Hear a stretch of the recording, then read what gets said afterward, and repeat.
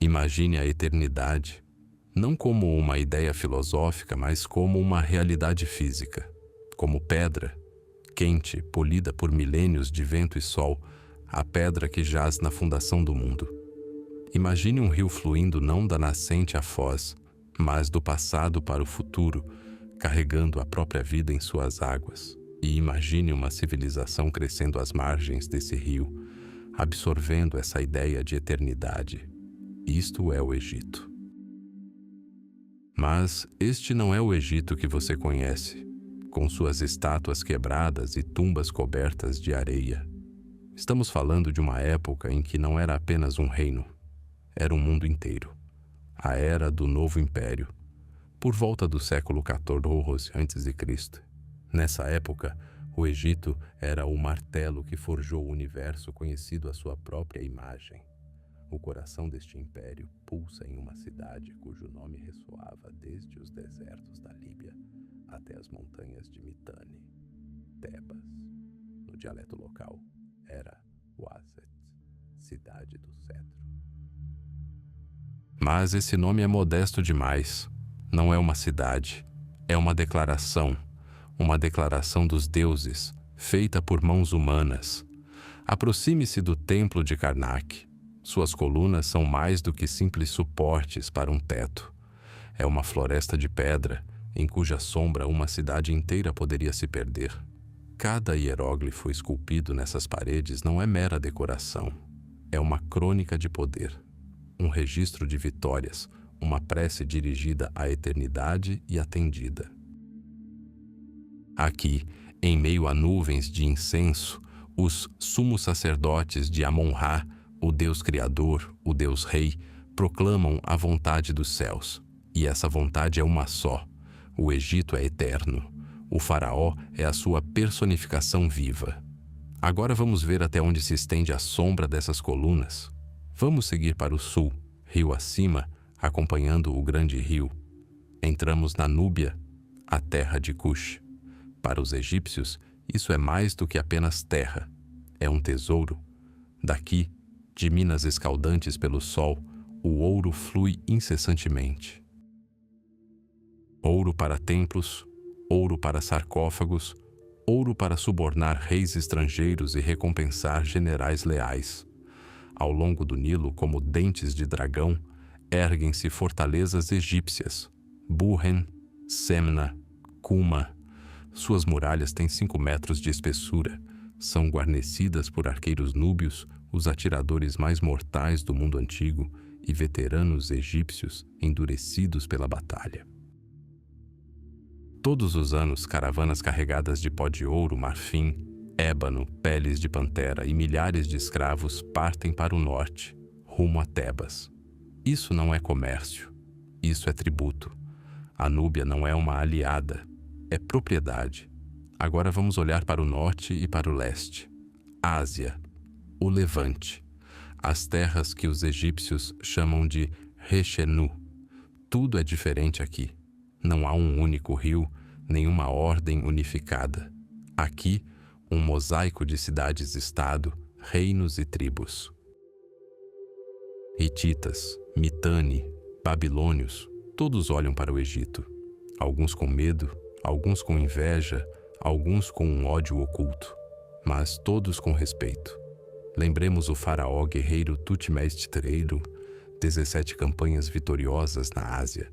17 vezes ele liderou seu exército através do deserto do Sinai para lembrar ao mundo quem mandava. Seu maior triunfo foi a Batalha de Megido, em 1457 a.C. Uma coalizão de reis sírios e cananeus, incitada pelo reino de Mitane, decidiu desafiar o faraó. Tutmés, ignorando os conselhos de seus generais, conduziu seu exército por uma estreita passagem montanhosa, surgindo onde ninguém o esperava. O golpe foi como um raio. Carros de guerra trovejaram pela planície, a infantaria de elite varrendo tudo em seu caminho.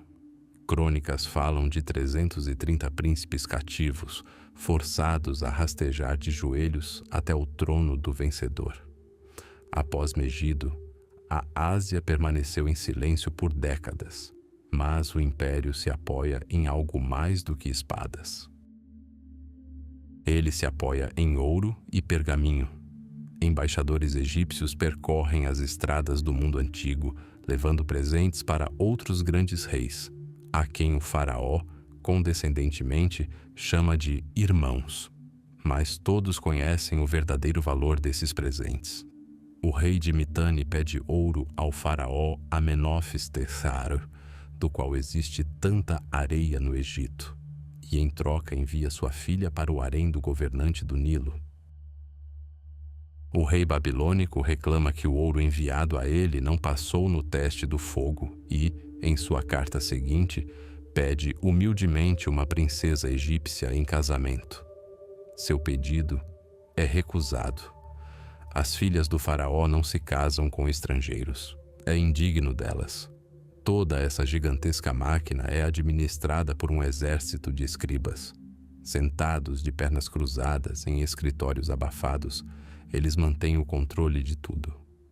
Quantos sacos de grãos foram coletados no delta? Quantas toras de cedro chegaram do Líbano?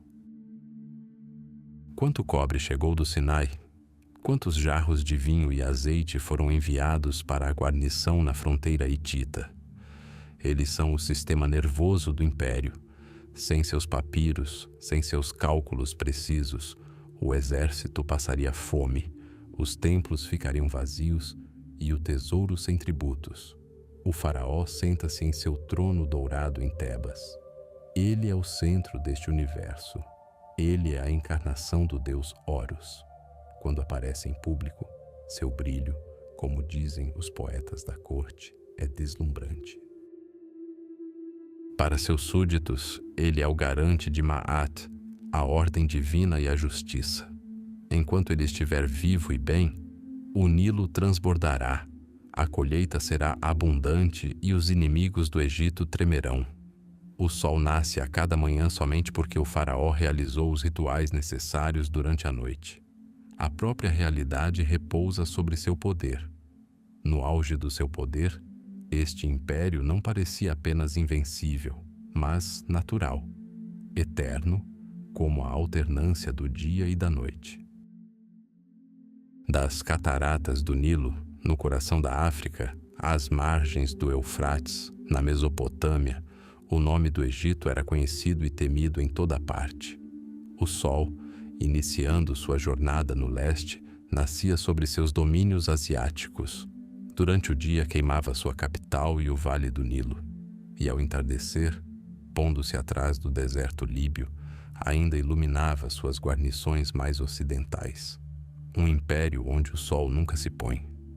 Mas o que acontece quando o sol atinge seu ponto mais alto? Ele inicia sua jornada rumo ao pôr do sol. E quanto mais brilhante a luz, mais longas e escuras serão as sombras que se seguirão. Século XII a.C. Era uma época de declínio glorioso para o Egito. Os ecos da glória do grande Ramsés II ainda ressoavam nos salões de Karnak, e seus sucessores governavam um país que parecia eterno.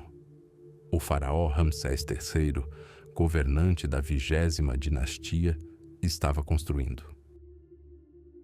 Ele estava erguendo seu templo mortuário em Medinet Habu, um gigantesco complexo de pedra e fé destinado a proclamar aos deuses e ao povo: o Egito é inabalável, suas fronteiras são sagradas, sua riqueza ilimitada, sua paz protegida por deuses poderosos e exércitos ainda mais poderosos. Mas, além dessas fronteiras, o mundo já ardia em chamas. Grandes reinos contemporâneos do Egito ruíram um após o outro. O Império Hitita, outrora um adversário formidável na Batalha de Kadesh, desmoronou em pó. As cidades do Levante, portos ricos como Ugarit, foram reduzidas a cinzas.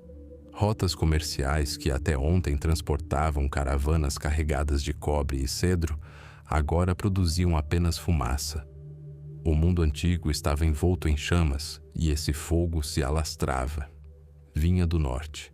Os egípcios chamavam o mar Mediterrâneo de O Grande Verde. Era uma fonte de vida, uma rota comercial, uma barreira protetora. Mas agora o Grande Verde havia se tornado uma estrada da morte. De suas distâncias enevoadas, uma tempestade rugia. Eles não eram um exército no sentido convencional. Eram um povo em movimento, uma civilização inteira, arrancada de suas raízes. Peleset, Chequer, Shekelesh, Denien. Seus nomes esculpidos em pedra soam como um catálogo de desastres. Nós os vemos em relevos, guerreiros com capacetes adornados com chifres e plumas, mas, atrás deles, carroças puxadas por bois, e nas carroças, mulheres e crianças. Não havia como voltar atrás. Só havia o caminho a seguir, rumo às ricas terras do Nilo. O primeiro golpe havia sido desferido várias décadas antes, sob o reinado do faraó Merneptah. Naquela época, o Egito resistiu firmemente, repelindo uma onda de invasores e seus aliados líbios. Mas aquilo fora apenas um teste de força. Agora, no 8º ano do reinado de Ramsés III, não era uma onda que se aproximava, era um oceano. Os batedores trouxeram notícias terríveis. O inimigo avançava em 2 direções. Por terra, através da devastada Canaã, uma horda varria tudo em seu caminho. Por mar, uma vasta frota navegava, suas velas obscurecendo o horizonte. O alvo era o próprio Egito, seu fértil delta, seus celeiros repletos, o último bastião da ordem em um mundo mergulhando no caos. Ramsés III agiu com decisão. Não esperou que o inimigo chegasse à sua porta. Marchou com seu exército ao seu encontro. Em Jarri, na fronteira sul de Canaã, carros de guerra egípcios investiram contra a vanguarda da horda terrestre. Foi uma batalha desesperada. Contra a bem coordenada máquina militar egípcia estava a fúria de um povo que não tinha nada a perder. O faraó liderou pessoalmente suas tropas e os egípcios saíram vitoriosos. A ameaça terrestre foi detida. Mas as provações mais terríveis ainda estavam por vir. Nos mares, a frota dos povos do mar entrou na foz do Nilo. Seus navios eram altos, com proas ameaçadoras em forma de cabeças de pássaros. Foram projetados para o mar aberto, para abalroamento e abordagem. Os navios egípcios, no entanto, eram mais baixos, mais largos e mais adequados à navegação fluvial. Parecia que os recém-chegados tinham a vantagem. Mas Ramsés transformou a fraqueza em força. Ele permitiu que a frota inimiga entrasse nos canais do delta. Ele os atraiu para uma armadilha. O que aconteceu a seguir está retratado nas paredes de Medinet Habu com detalhes impiedosos. Não foi uma batalha, foi um massacre travado nas águas turvas do delta. Os navios egípcios, mais leves e manobráveis nos canais estreitos, funcionavam como as mandíbulas de uma armadilha gigante. Eles não estavam tentando abalroar. Seu objetivo era se aproximar e se conectar uns aos outros. Ganchos de amarração voavam das laterais, prendendo os navios uns aos outros. E então, o inferno se instaurou.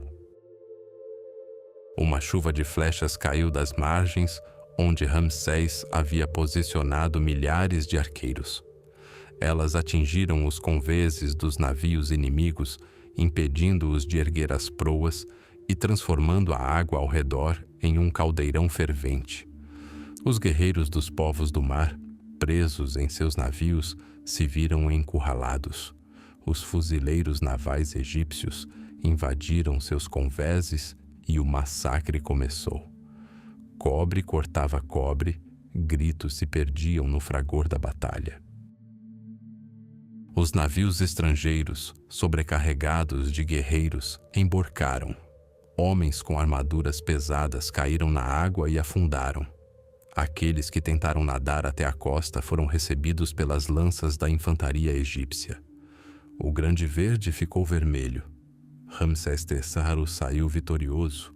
Seu triunfo está esculpido nas paredes do templo, um monumento eterno à sua glória. Milhares de cativos marcham diante da carruagem do faraó. Montanhas de mãos inimigas decepadas são empilhadas a seus pés como prova de sua vitória. O Egito foi salvo. O último farol da civilização da Idade do Bronze não se extinguiu, mas a pedra silencia sobre o custo. Não fala do tesouro esgotado, dos custos da maior mobilização em gerações. Não fala dos campos deixados sem cultivo, dos melhores guerreiros jazendo no fundo do Nilo ou nas areias de Jarri. A vitória foi total e devastadora. A tempestade vinda do Grande Verde foi repelida, mas deixou profundas rachaduras nos alicerces do Estado egípcio. O inimigo externo foi derrotado, mas o inimigo interno, o esgotamento, a crise econômica, a tensão social, só ganhava força. O Egito havia vencido sua batalha mais terrível, e foi essa vitória que marcou o início de seu longo e doloroso declínio. Imagine o Egito na 18ª dinastia.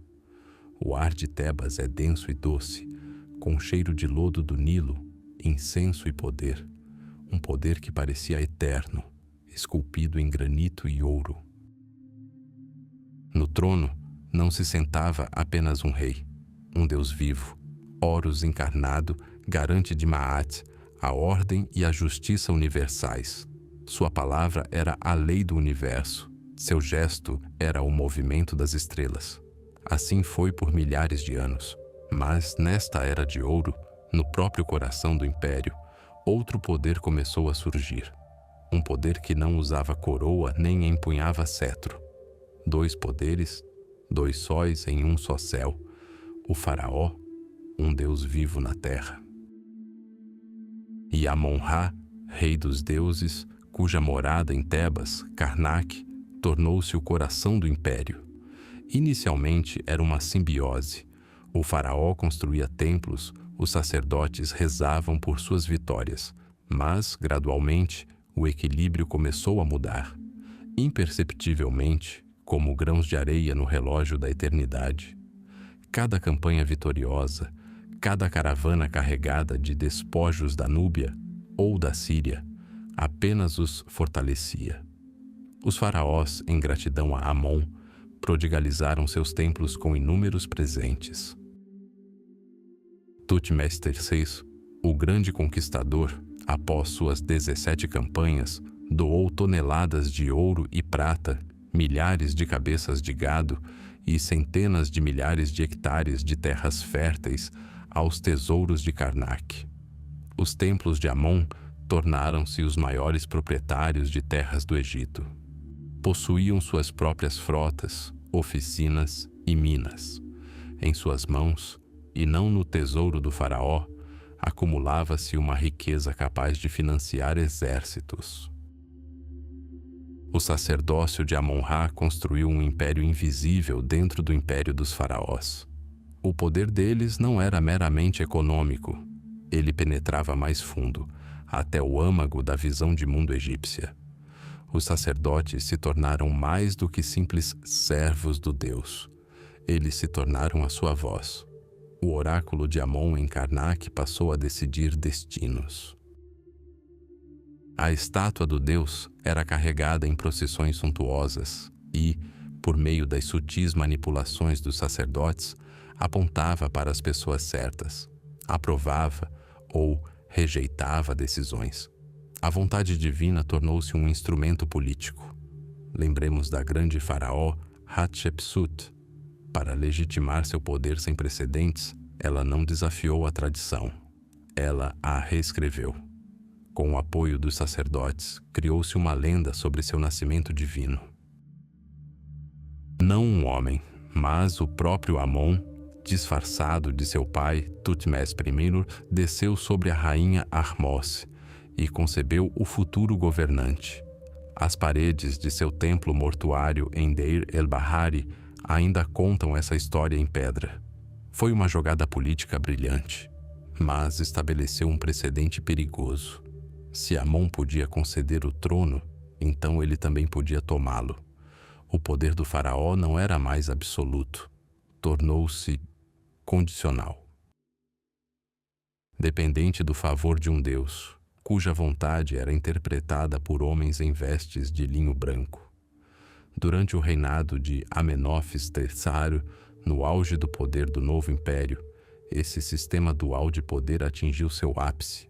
A corte do faraó era banhada em um luxo nunca antes visto. O Egito era a potência hegemônica, à qual os reis da Babilônia e de Mitane pagavam tributo. Mas por trás dessa fachada de esplendor, o sumo sacerdote de Amon era a segunda, e às vezes a primeira, figura mais importante do Estado. Sua influência era enorme. Ele controlava recursos colossais, nomeava funcionários para cargos nos templos e sua palavra tinha peso na corte. O faraó se viu numa gaiola dourada. Ele ainda era um deus, mas sua divindade agora exigia constante confirmação de outro deus. Amenófis III, apelidado de O Deslumbrante, tentou restaurar o equilíbrio.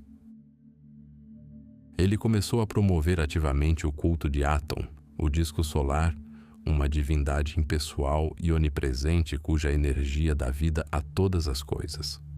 Ele se proclamou a personificação dessa radiância. Era uma sutil manobra teológica, uma tentativa de criar um contrapeso ao culto onipresente de Amon, mas estava jogando em território alheio.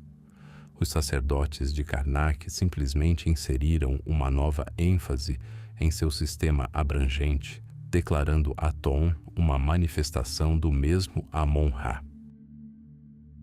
Qualquer tentativa do faraó de se exaltar apenas reforçava a autoridade do deus principal. Uma fenda atravessava o monólito de granito do poder egípcio. Era quase invisível, oculta sob uma camada de ouro e rituais, mas estava lá. O sistema que mantivera o Egito unido por 1500 anos estava em movimento. O conflito entre duas vontades divinas, a vontade do faraó e a vontade de Amon, expressa por seus sacerdotes, tornava-se inevitável. O Egito estava à beira de uma tempestade religiosa que ameaçava varrer os próprios alicerces de sua civilização. E à sombra das estátuas colossais e dos pilones de Karnak, o filho de Amenófis III já crescia. Um príncipe destinado a desafiar o próprio rei dos deuses. Seu nome era Amenófis IV, mas a história o lembraria por outro nome, Akhenaton. Um império não desmorona da noite para o dia, não cai com um estrondo ensurdecedor como um cedro derrubado. Não, ele se desvanece. Lentamente, como uma brasa moribunda numa lareira esquecida. E na história egípcia, esse frio começou a se alastrar a partir do próprio coração do país, dividindo-o em dois. A era do novo império, a era dos grandes conquistadores e construtores de pirâmides, terminou não em batalha, mas em silêncio. Silêncio nos tesouros, onde o vento soprava poeira em vez de anéis de ouro. Silêncio nos portos, onde navios carregados de madeira libanesa e ouro núbio chegavam com cada vez menos frequência. O último dos grandes Ramessidas, o 11º Ramsés, era faraó apenas no nome. Seu poder, que outrora se estendia dos desertos sírios às cataratas do Nilo, agora mal alcançava os muros de seu palácio. O país estava faminto. Gangues perambulavam pelas estradas e sacerdotes nos templos oravam a deuses que pareciam surdos. E nesse vácuo de poder nasceu um monstro de duas cabeças. No sul, em Tebas, na cidade sagrada de Amon, onde o ar estava impregnado de incenso e orações milenares, surgiu um homem chamado Herihor. Ele não era um príncipe de sangue. Era um líder militar que se tornou o sumo sacerdote de Amon-Ra. Em suas mãos repousava um exército, o tesouro do templo mais rico do mundo e, o mais importante, a fé do povo. Enquanto o faraó na distante capital perdia prestígio, Herihor o reconquistava. Restabeleceu a ordem, esmagou a rebelião do governador da Núbia. Falou em nome de um deus, e logo começou a agir como um deus na terra. Vemos isso nas paredes do templo de Khonsu em Karnak. Os relevos, que deveriam retratar o faraó, agora exibiam suas feições. Seu nome, o nome do sacerdote, estava inscrito em um cartucho, uma moldura oval, um símbolo sagrado reservado apenas à realeza. Isso era inédito. Era uma declaração, esculpida em pedra para a eternidade. O sul, o Alto Egito, agora lhe pertencia, não por lei, mas de fato. E quanto ao norte? Após a morte de Ramsés XI, um homem chamado Ismendes ascendeu ao trono no delta do Nilo. Ele fundou uma nova dinastia, a 21ª.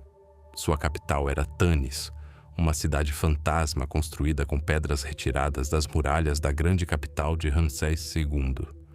Esse fato era um símbolo amargo da época. O novo poder construía seu futuro sobre as ruínas de um passado glorioso. Ismendes se autodenominava Senhor das Duas Terras, mas essa era uma mentira piedosa que todos aceitavam tacitamente. Ele controlava o fértil delta e as rotas comerciais do Mediterrâneo, mas suas ordens caíam em ouvidos moucos ao sul de Mênfis. Assim, o Egito estava dividido.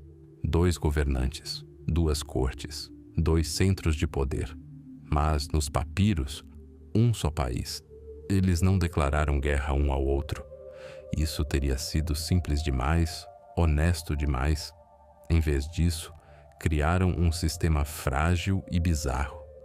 O sumo sacerdote em Tebas reconhecia formalmente o faraó em Tanis. Ele até mesmo datava seus decretos de acordo com o reinado do governante do norte. O faraó, por sua vez, não interferia nos assuntos do sul, fingindo que o sacerdote era apenas seu leal vice-rei. Era uma ficção, mantida para preservar a sombra de uma antiga unidade. Cartas voavam pelo Nilo, repletas de fórmulas polidas e ameaças veladas. A filha do faraó de Tanis poderia se tornar esposa do sumo sacerdote de Tebas, selando essa aliança ilusória com sangue. Mas por trás da cortina da diplomacia, a realidade era inexorável. Os impostos do sul não fluíam mais para o norte. O exército do sul obedecia apenas ao sacerdote. O Egito não era mais uma única espada voltada para a paz. Tornou-se 2 fragmentos lado a lado, e o sinal mais terrível de decadência apareceu onde menos se esperava, na cidade dos mortos, no Vale dos Reis. Durante séculos, esse desfiladeiro sagrado preservou a paz dos maiores faraós, Tutmés III, Seti I e Ramsés, o Grande. Seus túmulos estavam repletos de tesouros destinados à vida eterna. Mas agora os vivos não tinham os recursos necessários para sobreviver na terra. Naquela noite, o silêncio do vale começou a ser quebrado por baques surdos.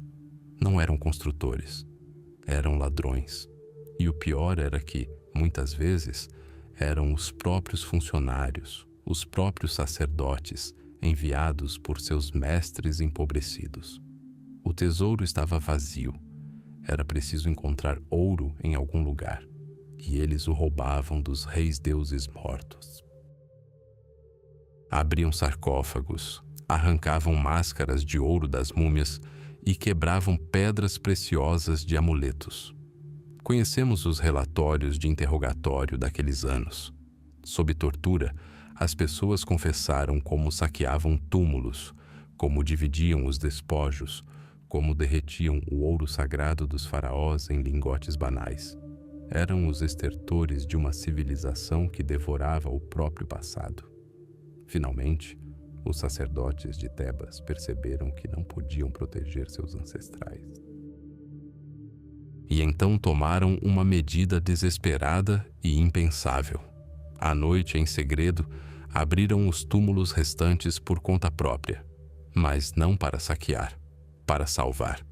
Imagine esta cena: à luz de tochas, sacerdotes carregando os sarcófagos enegrecidos contendo os corpos daqueles cujos nomes abalaram o mundo.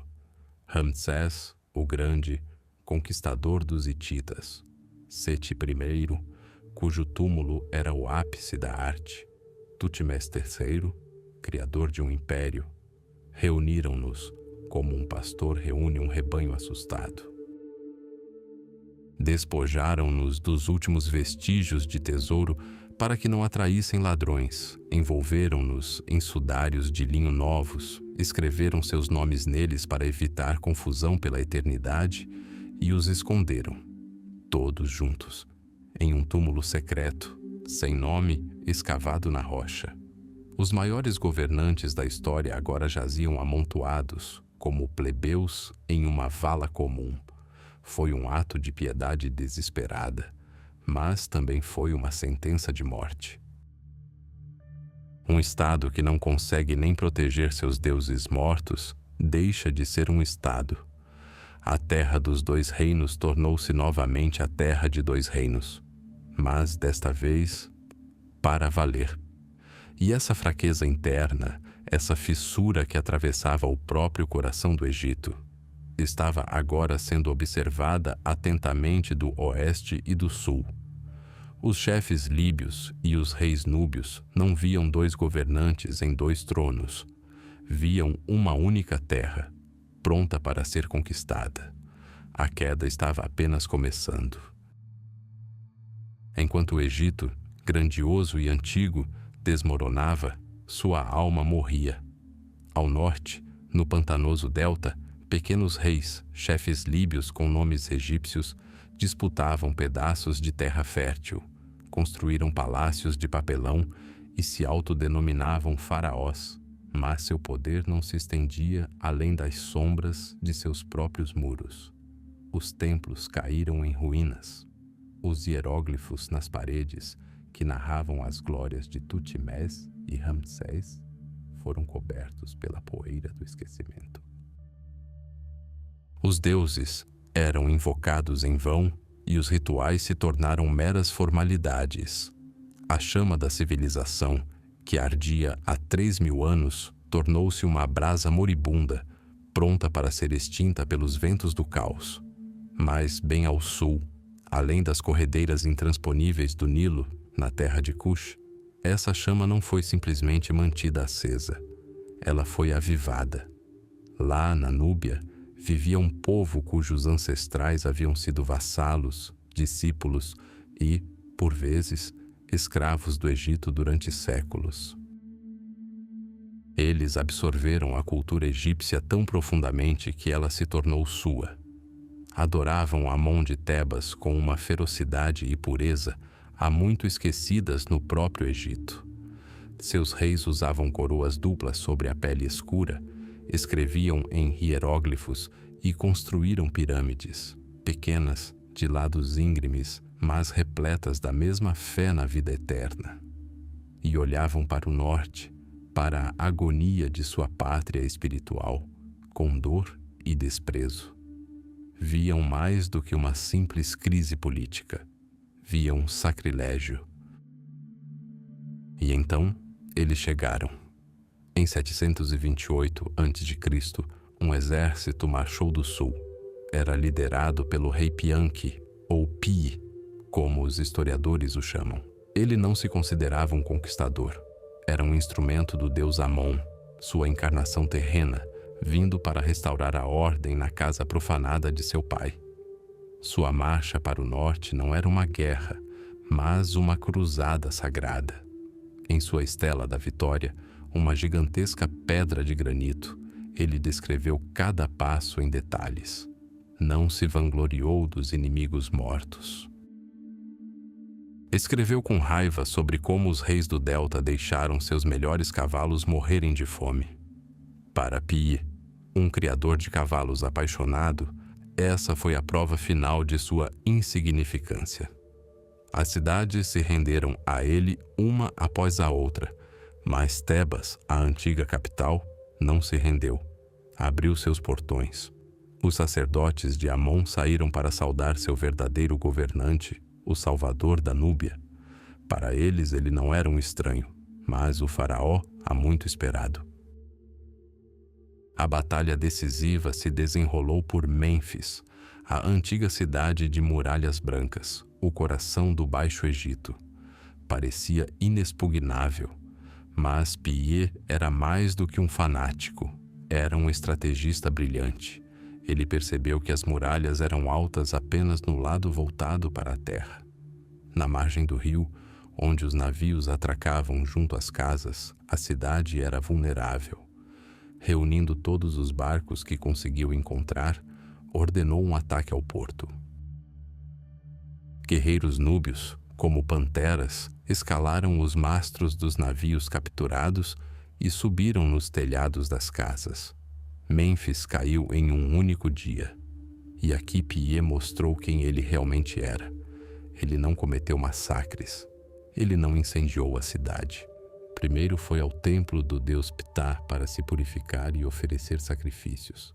Forçou os príncipes líbios derrotados a se curvarem diante dele, entregando seus tesouros, mas poupando suas vidas. Uniu o Egito não apenas pela espada, mas também pelo poder da lei ancestral. Obrigou-os a se lembrarem do que significava ser egípcio. E então, tendo realizado o maior feito de todos, fez o impensável. Deu meia volta e recuou para o sul, para sua capital Napata, ao pé da montanha sagrada Jebel Barcal. Ele não cobiçou o poder no delta. Restabeleceu a ordem e retornou para casa, deixando o Egito nas mãos de seus governadores. Seu irmão, Shabaca, continuou seu trabalho. Ele percebeu o erro de Pi.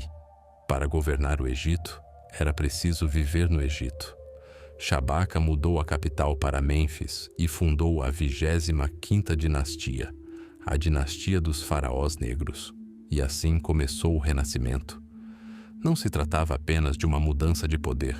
Em retrospectiva, foi uma revolução cultural. Os faraós núbios se viam como restauradores. Restauravam obsessivamente templos abandonados por toda a região. Seus escultores e artistas não criavam nada de novo. Copiavam o estilo do antigo império, a era dos construtores das grandes pirâmides, 2000 anos antes. Descobriam papiros antigos e deteriorados contendo textos teológicos e ordenavam que fossem esculpidos em pedra para salvá-los do esquecimento. Foi assim que a famosa Pedra de Shabaca foi criada, preservando a cosmogonia de Mênfis para nós. Esta foi a era dos arquivistas no trono, tentando conscientemente retroceder no tempo, às raízes, à pureza. O auge desse renascimento núbio foi o reinado do faraó Taharka. Poderoso e enérgico, ele construiu por todo o Egito e Núbia, em uma escala nunca vista desde o Novo Império. Suas estátuas colossais e colunatas em Karnak ainda impressionam. Sob seu comando, o Egito tornou-se novamente uma nação unida e poderosa, cuja influência se estendia do Mediterrâneo até a 6ª catarata do Nilo. Parecia que a chama havia sido reacendida. Parecia que a grandeza havia retornado para sempre. Mas enquanto Taharka construía templos e honrava os deuses antigos, a leste, na Mesopotâmia, um novo império ganhava força. Um império cujos deuses não tinham sede de incenso, mas de sangue. Um império cujos reis não copiavam o passado, mas forjavam o futuro com ferro e medo. Os assírios. Seu exército era a máquina militar mais sofisticada e brutal que o mundo já vira. E seu olhar já se voltava para o oeste, para o fértil Vale do Nilo. 2 civilizações, 2 mundos à beira da colisão. Uma, tentando reviver um passado glorioso, a outra pronta para reduzir esse passado a cinzas. Os guardiões da chama desconheciam a tempestade que se aproximava, capaz de extinguir qualquer fogo. O tempo fluía de maneira diferente às margens do Nilo. Não era medido em anos, mas em dinastias, não na sucessão de reis, mas nas cheias do grande rio. A eternidade parecia o ar egípcio, inalado a cada amanhecer. Mas do nordeste, de além das areias escaldantes do Sinai, uma sombra se projetava. Uma sombra não feita de luz solar, mas de ferro, sangue e medo. O nome dessa sombra era Assur. No século 7 a.C., o Império Assírio era mais do que um simples estado. Era uma máquina militar aperfeiçoada a um nível arrepiante. Seu deus, Assur, exigia não orações, mas obediência absoluta. Seus reis não eram apenas governantes, mas sumos sacerdotes da guerra. Seus anais, esculpidos em pedra, não eram celebrações de paz. Eram catálogos de horror. Cidades eu destruí, arrasei, queimei com fogo. Seus jovens, homens e mulheres, eu lancei às chamas. Isso não é uma metáfora. É um relato de uma tarefa cumprida. E assim, essa máquina voltou seu olhar para o Egito. A terra dos faraós, enfraquecida por séculos de conflitos internos, era agora governada por forasteiros. Os poderosos, porém isolados, reis núbios da 25ª dinastia. O faraó Taharka, o governante negro das duas terras, era um homem de grande ambição. Ele construiu templos, restaurou antigas tradições e se considerava o verdadeiro herdeiro de Ramsés. Mas ele governava um mundo que já não existia. Em 671 a.C., o rei assírio Esarhadon marchou com suas legiões pelo deserto. Os egípcios os receberam, confiando em armas de bronze e na bravura herdada de seus ancestrais. Depararam-se com ferro, torres de cerco que jamais haviam imaginado, e a disciplina de um exército para quem a guerra não era um ritual sagrado, mas uma arte. A batalha por Mênfis, a antiga capital, foi curta e impiedosa. Os assírios romperam as muralhas. A cidade, que testemunhara 30 séculos de história, foi entregue à pilhagem. A estela da vitória de Assaradão não escondia seu triunfo. Sua rainha, seu harém, seu príncipe herdeiro e o restante de seus filhos e filhas, seus bens e propriedades, seus cavalos, seu gado e rebanhos incontáveis, eu levei para a Síria. Desarraguei Cuxi do Egito. O filho de Taharka foi acorrentado e desfilado pelas ruas de Nínive como uma besta estranha. A humilhação foi absoluta. Taharka fugiu para o sul, para seu feudo na Núbia. O Egito parecia ter caído. Os assírios abandonaram suas guarnições e instalaram príncipes locais, vassalos submissos, nos tronos. Mas o espírito do Vale do Nilo permaneceu intacto. Mal o exército de Assaradão havia desaparecido no horizonte quando Taharka retornou. Ele expulsou as guarnições assírias e Mênfis voltou a ouvir a língua egípcia em seus palácios. Foi um ato de incrível coragem e um erro fatal. O Império Assírio não perdoava a desobediência. O filho de Assaradão, o cruel e erudito Assurbanipal, decidiu dar uma lição que seria lembrada por séculos. Ele reuniu um novo exército, ainda maior, e atacou o Egito com uma fúria jamais vista. Taharka foi derrotado. Fugiu novamente, desta vez para sempre, para morrer em sua distante terra natal. Mas Assurbanipal não se contentou com a morte do faraó. Ele precisava da alma do Egito.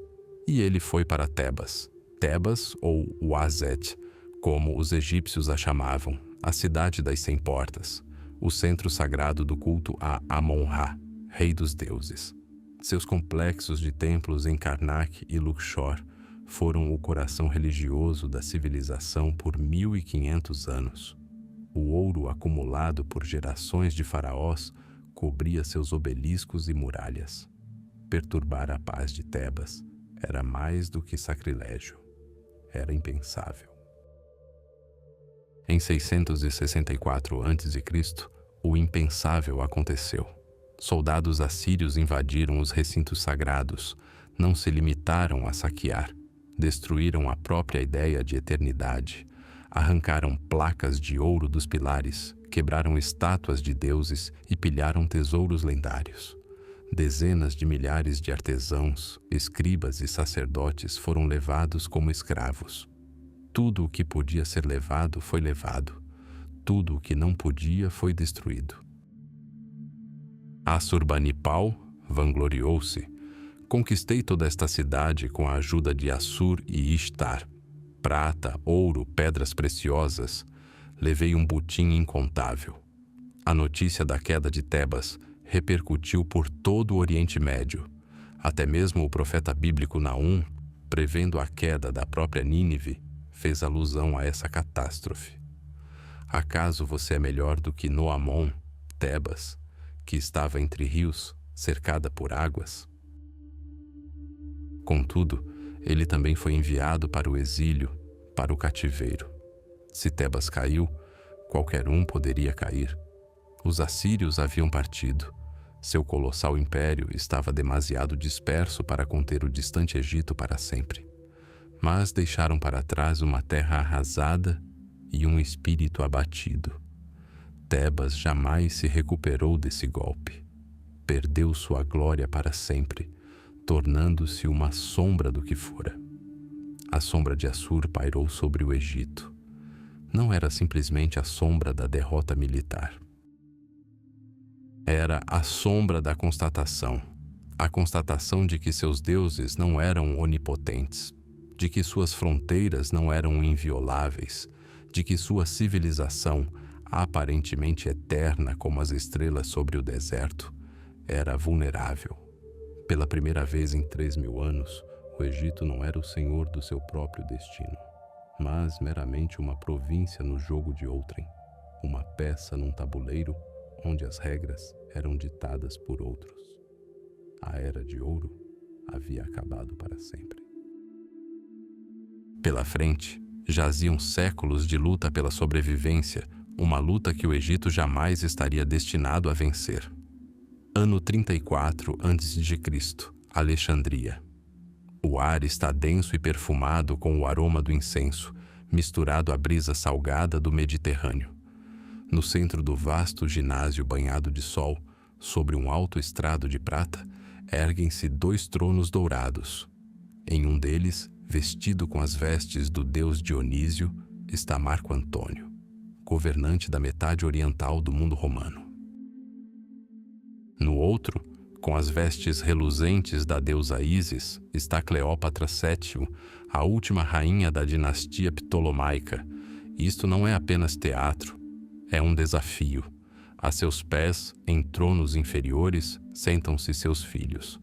Alexandre Hélio recebe a Armênia, a Média e a Pártia, terras que ainda nem sequer foram conquistadas.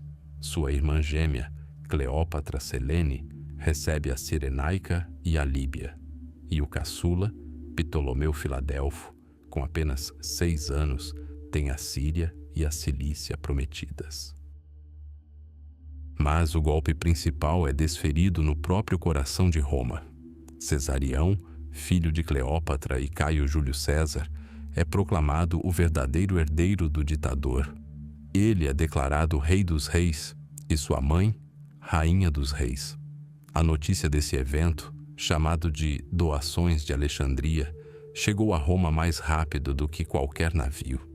E lá, nos frios salões de mármore do Senado, aguardava o homem que sabia transformar palavras em armas. Caio Otaviano, filho adotivo de César. Otaviano não grita traição. Ele é mais sutil. Fala de um declínio moral, de um grande general romano enfeitiçado por uma feiticeira oriental. Pinta um retrato de Antônio não mais romano, mas um déspota exótico distribuindo províncias romanas a filhos ilegítimos. A propaganda funciona perfeitamente.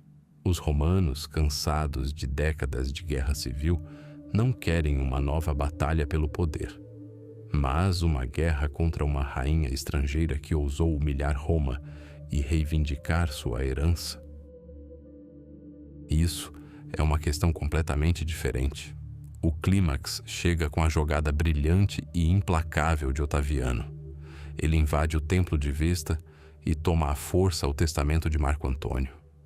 Os historiadores ainda debatem se era autêntico ou uma falsificação habilmente elaborada, mas isso já não importava. Otaviano o lê perante o Senado e o povo, e Roma treme. Em seu testamento, Antônio não apenas confirmou todos os presentes que havia dado a seus filhos com Cleópatra, como também reconheceu oficialmente Cesarião como filho de Júlio César. E o mais terrível de tudo, o mais imperdoável para um romano, ele pediu que seu corpo, onde quer que morresse, fosse enviado para Alexandria, para ser sepultado. Ao lado dela, era o fim. O Senado destituiu Antônio de todos os seus poderes. A guerra foi declarada, mas formalmente não contra ele. A guerra foi declarada contra Cleópatra.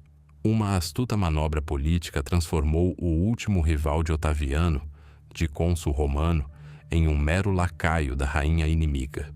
Dois mundos colidiram em 2 de setembro de 31 a.C., no Cabo Ácio, no Mar Jônico. A frota de Antônio e Cleópatra era enorme. Mais de 400 navios, muitos deles verdadeiras fortalezas flutuantes, decaremes e quinquerremes, com torres imponentes para arqueiros e catapultas. Em oposição a eles estava a frota de Otaviano, comandada por seu brilhante almirante, Marco Vipsânio Agripa. Seus navios eram menores, mais leves e mais manobráveis. Eram compostos por centenas de liburnos predadores, como uma matilha de lobos cercando ursos desajeitados. A batalha começara. O rugido rouco das trombetas, o rangido de milhares de remos, o baque surdo dos arietes contra seus cascos. Os pesados navios de Antônio não conseguiam virar para responder aos rápidos ataques dos ágeis liburnos de Agripa. Estes os bombardearam com potes de fogo.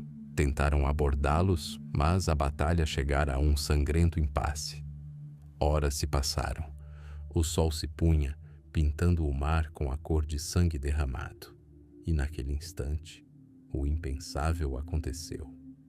O navio capitânia de Cleópatra, o Antoniade, juntamente com 60 navios de sua esquadra, içou repentinamente as velas. Isso era estranho.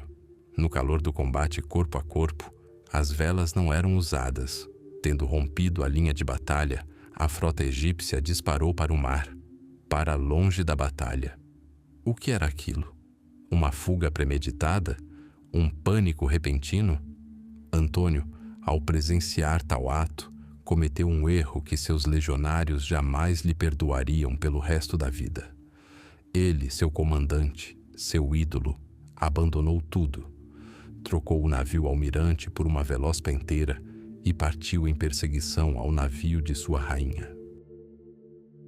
Abandonou o exército que o idolatrava. Abandonou a frota que lutara até a morte por ele. Os navios sem comando lutaram até o anoitecer, mas o resultado já estava definido. Um a um, renderam-se ou foram incendiados. 19 legiões permaneceram na costa. Mais de 100.000 soldados de infantaria veteranos, o melhor exército do mundo. Aguardaram seu comandante por 7 dias. Mas Antônio não retornou, e sem disparar um único tiro, o exército desertou para Otaviano. Em apenas uma semana, Marco Antônio perdeu tudo: sua frota, seu exército, sua reputação e seu futuro. Em Alexandria, foram recebidos pelo silêncio da desgraça. Antônio trancou-se numa casa isolada que construíra à beira-mar, à qual deu o nome de Timonium, em homenagem ao misantropo ateniense Timon, que odiava a humanidade. Bebia e permanecia em silêncio, traído por todos, mas principalmente por si mesmo. Cleópatra, por sua vez, mostrou-se mais ativa. Tentou encontrar uma saída. Segundo uma versão, ordenou que os restos de sua frota fossem arrastados pelo deserto até o Mar Vermelho, com a intenção de escapar para a Índia. Mas os navios foram incendiados pelos nabateus, aliados de Otaviano. A armadilha se fechara, e do norte, através da Síria e da Judéia, tão inexoravelmente quanto as estações do ano, as legiões de Otaviano avançavam. Ele não tinha pressa. Sabia que o jogo havia terminado. Iria reivindicar seu prêmio. O país mais rico do mundo conhecido. Em Alexandria, por trás dos muros de um palácio luxuoso, a dinastia ptolomaica, com 300 anos de existência, vivia seus últimos dias. E junto com ela, sufocada pelo ar quente do Egito, a independência do Antigo Egito, também com 3.000 anos, dava seu último suspiro convulsivo. O relógio da história estava prestes a bater meia-noite. Um novo sol nascia no leste. Um sol de ferro. Seu nome era Pérsia. Por décadas, o Egito, antigo e orgulhoso, observou essa sombra devorar o mundo. O faraó Ahmose II, um governante astuto e bem-sucedido, reinou por muito tempo. Fortificou as fronteiras, fez alianças, encheu o tesouro, viu a queda da Babilônia, ouviu falar do incêndio de Sardes, sabia que seu reino, o último dos grandes, seria o próximo. Mas Ahmose era velho, seu tempo estava se esgotando como o Nilo após a cheia, e o rei dos reis persas, Cambises II, filho de Ciro, o Grande, era jovem, ambicioso e impaciente. Precisava apenas de um pretexto. E o pretexto foi dado. Uma lenda contada pelos gregos diz que Cambises exigiu a filha de Ahmose em casamento. O faraó, relutante em dar uma criança de sangue real a um bárbaro, mas também com medo de recusar, recorreu a um estratagema. Enviou a filha de seu antecessor, a bela Nitedes, à Pérsia, fazendo-a passar por sua própria filha. O engano foi rapidamente descoberto. A afronta foi fatal. Sangue teve que ser derramado para eliminá-la. O sangue do Egito. Mas como liderar um enorme exército através do deserto árido do Sinai, aquela barreira ardente que protegera o Egito por séculos? A resposta veio do próprio Egito.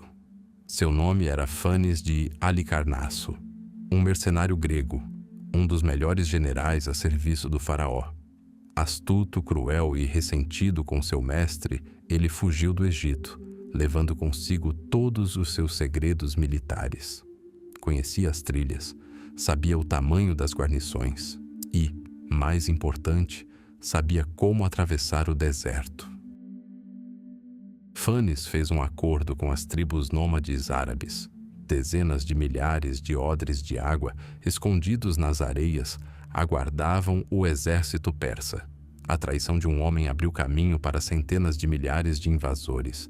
Em 525 a.C., quando o velho Ahmose já jazia em seu túmulo e seu inexperiente filho Psamético III ascendeu ao trono, o exército persa, como uma tempestade de areia, desceu sobre a fronteira egípcia.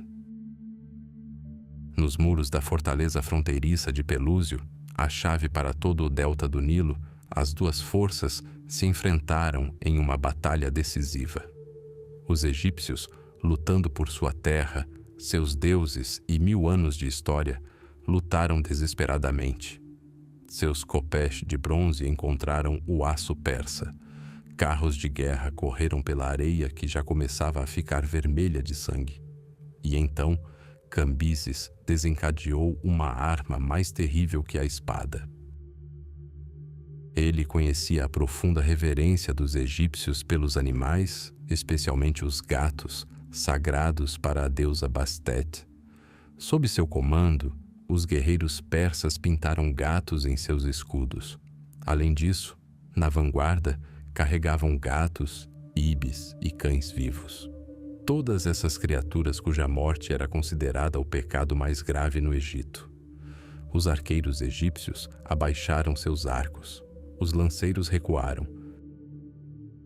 Suas mãos, acostumadas a abater inimigos, não conseguiam erguer suas armas contra as encarnações vivas de seus deuses. Aquilo não era uma batalha. Era um massacre psicológico. A piedade, a força do Egito, tornou-se seu calcanhar de Aquiles. O exército do faraó foi derrotado. O caminho para Mênfis, a antiga capital, estava aberto. Mênfis caiu após um breve cerco. O jovem faraó Psamético III foi capturado. 1000 anos de independência foram interrompidos. Mas Cambises não queria apenas conquistar o Egito. Ele queria humilhá-lo, quebrar seu espírito. O cativo Psamético foi conduzido à praça em frente ao seu antigo palácio. Foi forçado a assistir. Primeiro sua filha, vestida com trapos de escrava e carregando um cântaro de água, passou por ele, caminhando em direção ao Nilo com outras nobres egípcias. O faraó permaneceu em silêncio, com os olhos baixos. Em seguida, seu filho, com apenas 20 anos, foi levado à sua frente. Estava sendo conduzido para a execução junto com outros 2000 jovens nobres egípcios. Uma execução para cada persa morto durante o cerco de Mênfis. Psamético observou seu herdeiro sendo levado à morte. Não derramou lágrimas, não emitiu som algum. Seu rosto era como uma máscara de pedra. Permaneceu ali, personificando toda a dor silenciosa de seu país. Mas então, em meio à multidão de escravos e cativos, ele avistou um velho. Era um de seus antigos companheiros de mesa, um homem que compartilhara seus banquetes em seus tempos áureos.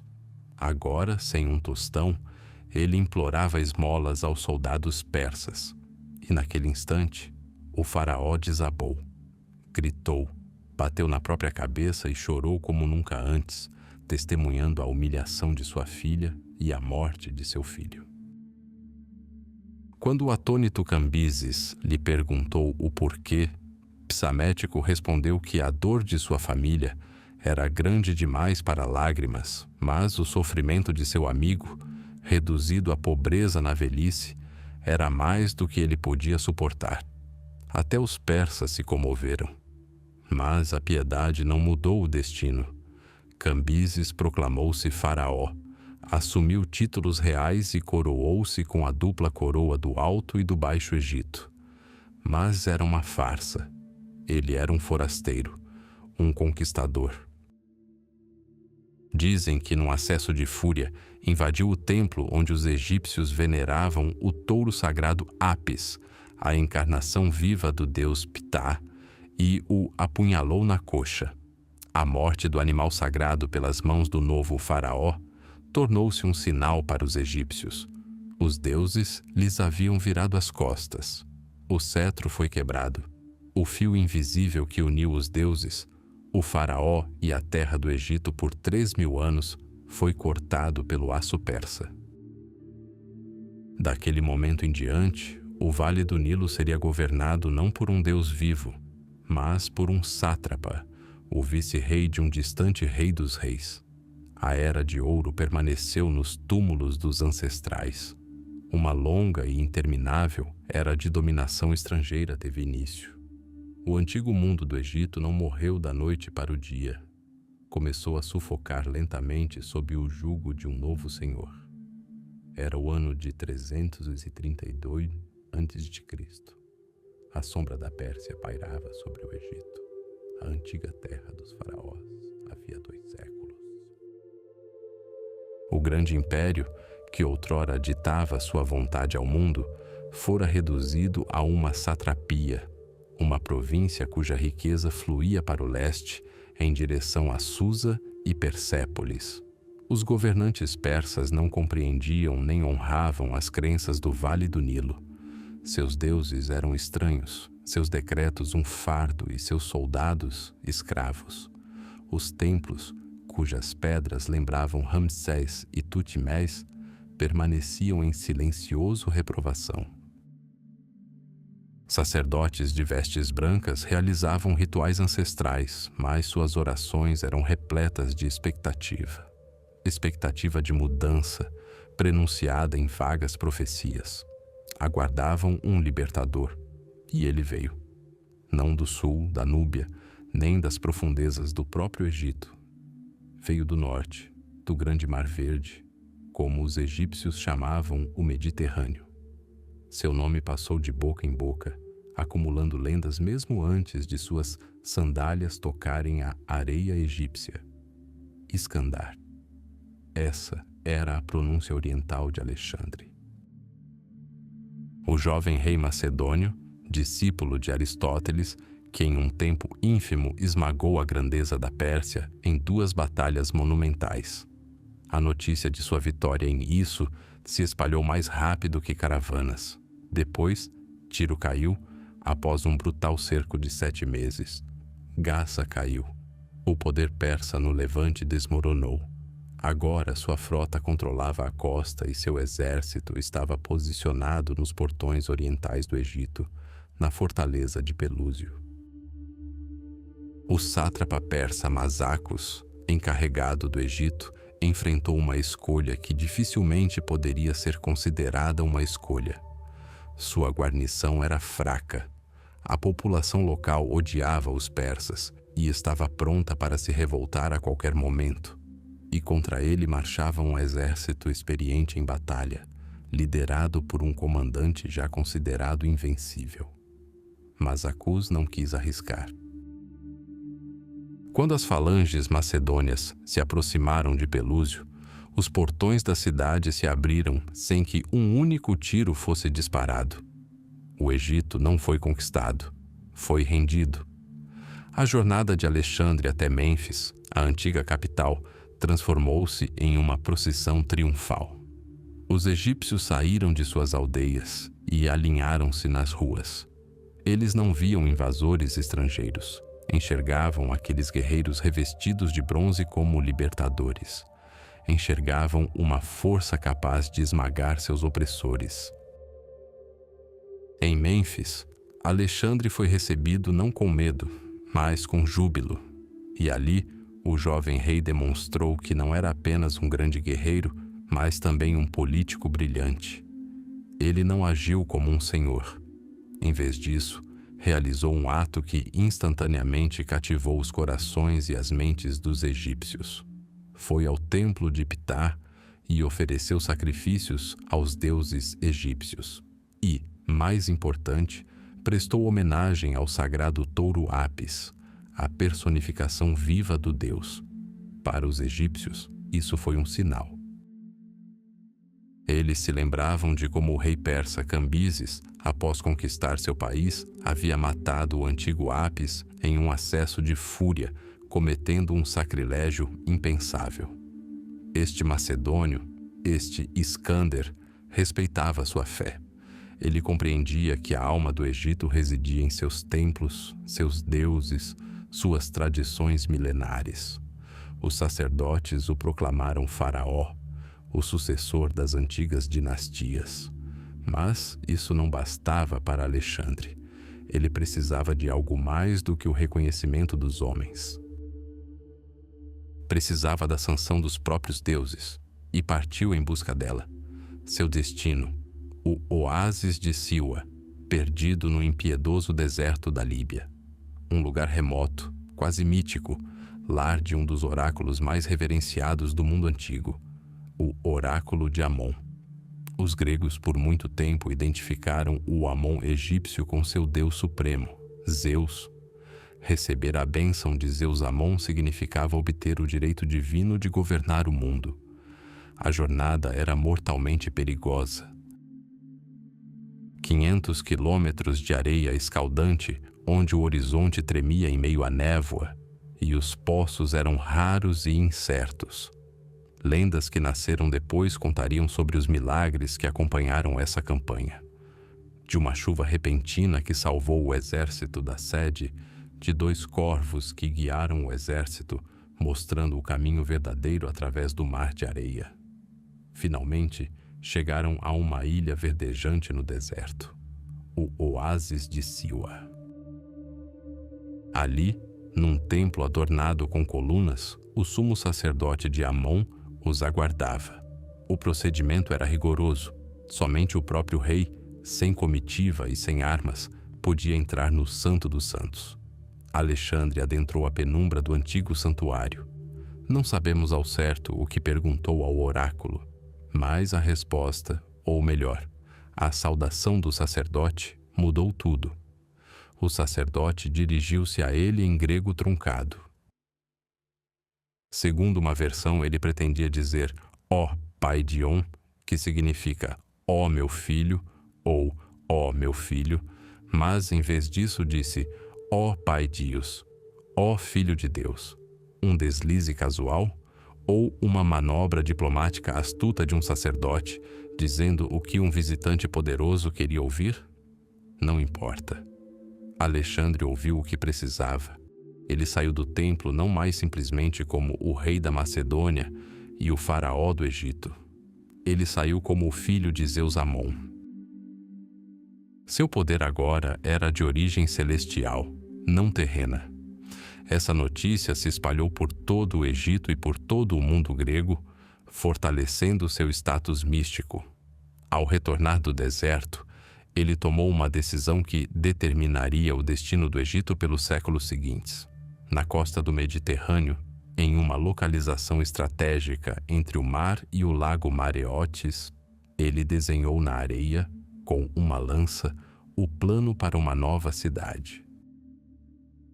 Uma cidade que se tornaria a janela do Egito para o mundo helênico, um centro de comércio, ciência e cultura.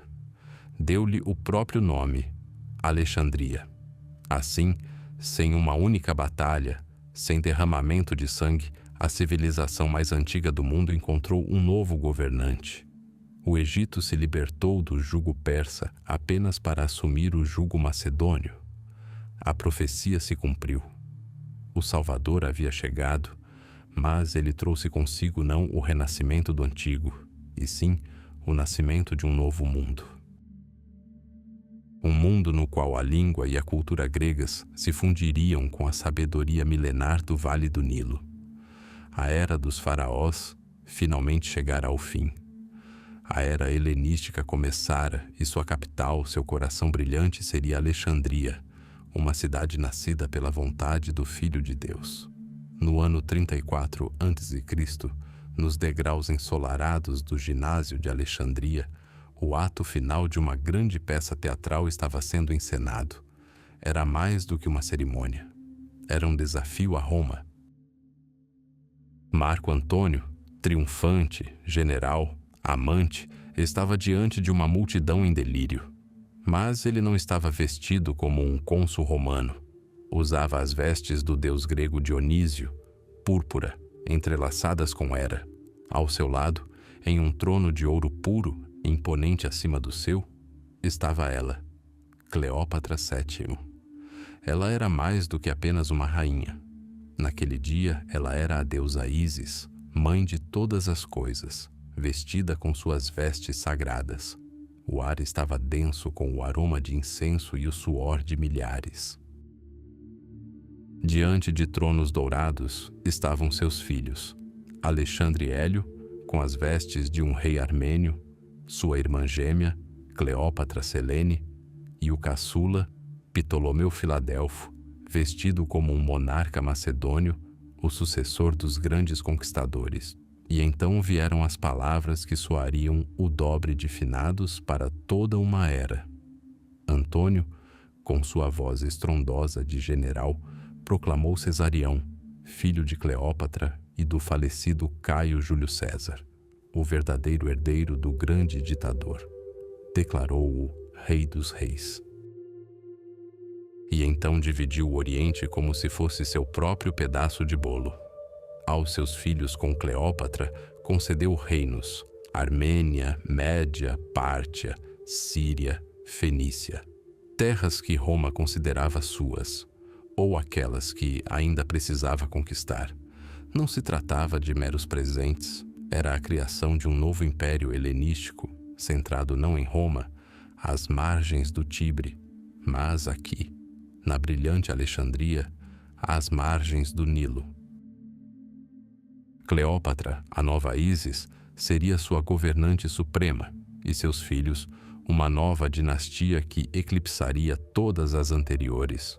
O antigo sonho de Alexandre, o Grande, de unir Oriente e Ocidente parecia estar se concretizando, mas ela o adquiriu sobre ossos romanos e à custa do orgulho romano. Quando a notícia desse espetáculo, apelidado de Doações de Alexandria, chegou a Roma, espalhou-se pelo fórum não como notícia, mas como veneno. Nos frios salões de mármore do Senado e nas ruas empoeiradas da cidade, os sussurros transformaram-se em raiva. E essa raiva tinha um condutor: o jovem, calculista e implacável Caio Otaviano, filho adotivo de César. Um homem cujo maior trunfo, seu nome, acabara de ser desafiado no distante Egito. Durante anos, Otaviano travou uma guerra de palavras, uma guerra de propaganda, não menos importante que uma guerra de espadas. E agora, Antônio lidera as melhores armas. Artistas e poetas contratados por Otaviano pintaram quadros. Ali estava Antônio, outrora o terror dos gauleses, agora um escravo bêbado aos pés de uma feiticeira egípcia. Ali estavam as legiões romanas forçadas a adorar deuses gato e crocodilo. Ali estava o ouro de Roma fluindo para o tesouro sem fundo da rainha meretriz. Antônio não era mais romano, tornara-se um déspota oriental, um traidor que esquecera a bravura de seus ancestrais nos braços sufocantes de uma mulher estrangeira. Mas as palavras não bastavam. Era necessário um argumento irrefutável, e Otaviano o encontrou. Em 32 a.C., ele cometeu um sacrilégio sem precedentes. Entrou à força no templo de Vesta e confiscou o testamento pessoal de Marco Antônio das Virgens Vestais. O que ele leu perante o Senado chocou até mesmo os inimigos de Otaviano. Ponto por ponto, cada palavra era um golpe contra os valores romanos. Antônio reconheceu oficialmente Cesarião como filho de César. Confirmou todas as suas insanas concessões de terras no Oriente. Mas seu último testamento foi o mais terrível de todos. Mesmo que morresse em Roma, seu corpo deveria ser enviado ao Egito. Seu túmulo deveria ser em Alexandria, ao lado do dela. Roma estremeceu. Aquilo era mais do que uma simples traição. Era uma abdicação. O grande comandante não desejava repousar em sua terra natal, entre seu próprio povo. Ele escolheu o Egito. Escolheu um mundo estrangeiro. O último elo que o ligava a Roma foi cortado por ele mesmo. O Senado destituiu Antônio de todos os seus poderes. Mas Otaviano era mais astuto. Ele sabia que declarar guerra a Antônio dividiria novamente a República, transformando a luta pelo poder em mais uma guerra civil. E assim, arquitetou uma manobra brilhante. Roma declarou guerra, mas não a Marco Antônio. Roma declarou guerra à rainha Cleópatra. Isso mudou tudo. Não era mais uma guerra civil, mas uma guerra santa e patriótica. Uma guerra contra um governante estrangeiro traiçoeiro que havia enfeitiçado e escravizado um dos maiores filhos de Roma. Uma guerra para salvar a alma romana. E à frente dessa guerra estava ele, Otaviano, defensor da tradição, salvador da República. Centenas de navios começaram a convergir para as costas da Grécia. De um lado, estavam as pesadas e desajeitadas quinquerremes de Antônio, e as velozes galeras egípcias, uma frota construída com o ouro ptolomaico. Mais de 500 unidades de combate. Do outro, os leves e manobráveis liburnos de Otaviano, comandados pelo brilhante comandante naval Marco Agripa. Quase 400 navios. Em terra estavam as legiões, milhares e milhares de veteranos, prontos para derramar sangue romano mais uma vez. O mundo parou em expectativa. Não se tratava mais de uma simples batalha entre dois homens pela herança de César. Era um choque de civilizações. O antigo, sofisticado e imensamente rico Oriente Helenístico, cuja última e mais brilhante estrela era Cleópatra, desafiava o novo, disciplinado, pragmático e implacável Ocidente, personificado por Otaviano. Em Alexandria, num túmulo de alabastro e vidro, ainda repousava a lança de Alexandre, o Grande, um símbolo de poder transmitido de Ptolomeu para Ptolomeu. Cleópatra, a última dessa linhagem, fez sua aposta. Apostou tudo: seu reino, sua vida, os 300 anos de história de sua dinastia. Ela acreditava que a lança de Alexandre, nas mãos de seu novo Dionísio, Marco Antônio, poderia esmagar os lobos do Capitólio.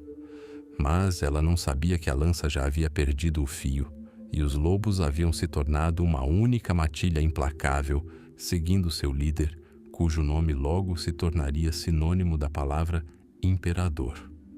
Início do bloco. Em 34 a.C., sob o sol escaldante de Alexandria, ocorreu um evento que marcou o ponto sem retorno. Não foi uma batalha, foi um espetáculo. Marco Antônio e Cleópatra, vestidos com as vestes de Dionísio e Ísis, sentaram-se em tronos dourados diante de uma multidão jubilosa. Seus filhos estavam a seus pés. Alexandre Hélio, em trajes medos, foi proclamado rei da Armênia e da Pártia. Sua irmã gêmea, Cleópatra Selene, recebeu a Cirenaica e a Líbia. E o mais jovem, Ptolomeu Filadelfo, recebeu a Síria e a Ásia Menor como presente.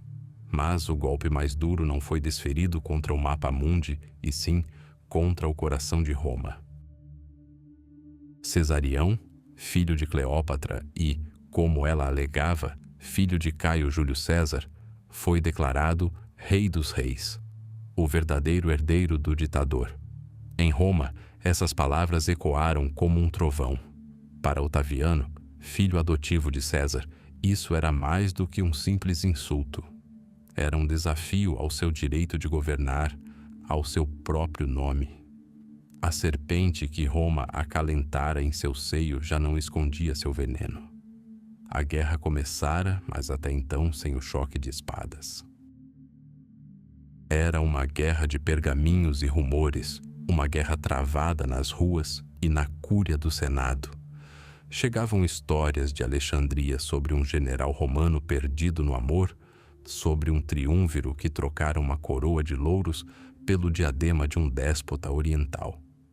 Os agentes de Otaviano trabalhavam incansavelmente, pintando um retrato de Antônio, o traidor, enfeitiçado pela rainha egípcia. Ele era descrito como um escravo disposto a entregar províncias romanas como presentes para filhos ilegítimos. Roma ouviu, e Roma acreditou. O ápice dessa guerra de informações ocorreu em 32 a.C. Otaviano, violando todas as leis sagradas, abriu e leu o testamento de Marco Antônio ao Senado. Se era autêntico ou não, já não importava. Roma ouviu o que queria ouvir. Antônio desejava ser sepultado não em Roma, mas em Alexandria, ao lado de sua rainha. Ele reconheceu oficialmente Cesarião como filho de César. Para os senadores, essa foi a gota d'água. Um patrício, um herói, um romano de coração, legou seu corpo a uma terra estrangeira, a uma deusa estrangeira. Foi uma traição não apenas ao Estado, mas à própria alma de Roma. Otaviano conseguiu o que queria: guerra. mas foi esperto o suficiente para não declará-la contra Antônio. Isso teria dividido a República em mais uma guerra civil. Não. Todo o poder de Roma foi direcionado para um único objetivo: Cleópatra. A guerra foi declarada contra a rainha estrangeira que ousou sonhar com poder sobre o Capitólio. Antônio, portanto, tornou-se nada mais que um lacaio do inimigo. A Itália e as províncias ocidentais juraram lealdade a Otaviano. Dois mundos se preparavam para um confronto decisivo. De um lado, as legiões disciplinadas e experientes em batalha de Otaviano e os leves e ágeis liburnos de seu almirante Marco Agripa. Do outro, a vasta, porém heterogênea, frota de Antônio e Cleópatra, composta por gigantescos navios fortaleza, polirremes com torres e catapultas, mais de 500 unidades de combate de um lado e quase o mesmo número do outro. O desfecho ocorreu em 2 de setembro de 31 a.C. Duas armadas se encontraram perto do Cabo Ácio, no Mar Jônico. Foi mais do que uma simples batalha naval. Foi o julgamento da história sobre toda uma era. O dia estava abafado e sem vento. Os pesados navios de Antônio permaneciam quase imóveis, alvos fáceis para os velozes navios de Agripa. Eles cercavam os gigantes como uma matilha de lobos cerca ursos, lançando uma chuva de flechas e cargas incendiárias. A batalha degenerou em um massacre caótico e sangrento. O ar se enchia com o rangido dos remos, os gritos dos feridos e o crepitar da madeira em chamas. E nesse momento crucial, algo inexplicável aconteceu. 60 navios do esquadrão egípcio, sob o comando pessoal de Cleópatra, repentinamente içaram as velas e abandonaram a batalha, rumo ao sul, em direção ao Egito. Seria esse um plano de fuga premeditado ou uma fuga em pânico? Nunca saberemos, mas o que aconteceu a seguir decidiu tudo. Marco Antônio, vendo o navio almirante de sua amada se afastar, fez o impensável. Trocou seu gigantesco Decarem por uma veloz pentera e partiu em sua perseguição. Abandonou tudo, seus soldados, seus camaradas. Sua frota, que continuava a lutar desesperadamente, naquele instante, deixou de ser um general romano. Tornou-se simplesmente um homem, perseguindo seu destino. Seu exército, sem líder, estava condenado. A frota foi incendiada e afundada. As legiões terrestres, 19 legiões de veteranos experientes, após esperarem 7 dias por seu comandante, renderam-se a Otaviano. Para Antônio e Cleópatra, era o fim. Navegavam rumo a Alexandria, mas o que os aguardava não era o lar, e sim uma armadilha. Todo o mundo que haviam construído com tanto esmero desmoronou em um único dia nas águas do Cabo Ácio. Agora era apenas uma questão de tempo. A máquina de guerra romana se voltava lenta, mas inexoravelmente para o sul. A sombra da águia, o presságio da desgraça, já pairava sobre as areias do Egito. O antigo reino dos faraós tinha menos de 1 ano de vida. Fim do bloco. Voz profunda, calma, mas repleta de drama oculto. Falamos sobre a queda das civilizações. Imaginamos muralhas desmoronando, cidades em chamas, exércitos marchando por terras estrangeiras. Mas existe um tipo diferente de queda. Uma queda silenciosa, quase imperceptível. Uma queda que acontece não no campo de batalha, mas na mente dos homens. Esta é a história de como o Egito silenciou, não seu povo, mas sua alma, selada em hieróglifos. Por milênios, a pedra falou. Paredes de templos, colunas, obeliscos, sarcófagos, todos estavam cobertos de inscrições que não apenas decoravam, mas davam vida. Os hieróglifos não eram sinais mortos, eram a voz dos deuses, a crônica dos faraós, a chave para a eternidade. Nas oficinas de Mênfis e Tebas, o som dos cinzéis na pedra era tão familiar quanto o murmúrio do Nilo. Milhares de escribas rabiscavam seus calãs em papiro, copiando hinos, leis, poemas de amor e listas de grãos. Era uma civilização construída sobre palavras sagradas, mas os impérios são mortais e suas línguas também. Com a chegada de Alexandre o Grande, o grego invadiu o Egito. Tornou-se a língua do poder, do comércio e da nova aristocracia. O egípcio jamais desapareceu. Sobreviveu na fala do povo comum, em sua forma cursiva, o demótico. Mas os hieróglifos, uma escrita complexa e monumental, começaram a recuar. Refugiaram-se atrás da última linha de defesa, as muralhas dos templos. Agora, era exclusivamente a língua dos deuses, uma língua ritual compreendida apenas por um pequeno círculo de sacerdotes. A pedra de Roseta, descoberta milênios depois, seria testemunha silenciosa dessa era de bilinguismo. Um decreto gravado em hieróglifos para os deuses, em demótico para o povo e em grego para os conquistadores. 3 línguas para um mundo que já estava transbordando. A águia romana substituiu o governante grego. E trouxe consigo seus deuses, suas leis e seu desprezo pelo que considerava superstição bárbara. Para os romanos, os hieróglifos não passavam de uma curiosidade exótica, símbolos misteriosos de um culto em declínio. O conhecimento estava se esvaindo. Agora, nem mesmo todos os sacerdotes conseguiam ler e compor textos complexos fluentemente. Uma arte aprimorada ao longo de 3.000 anos estava se transformando em uma mera cópia mecânica de fórmulas antigas, cujo significado já começava a lhes escapar. E então surgiu uma nova fé. Uma fé irreconciliável, uma fé em um único Deus que via no panteão egípcio de 1000 faces apenas uma horda de demônios. O cristianismo se espalhou pelo Vale do Nilo com uma força feroz e inexorável. Monges coptas se estabeleceram no deserto, suas orações abafando os antigos hinos. E em 391 d.C., o imperador romano Teodósio desferiu um golpe do qual o velho mundo jamais se recuperou.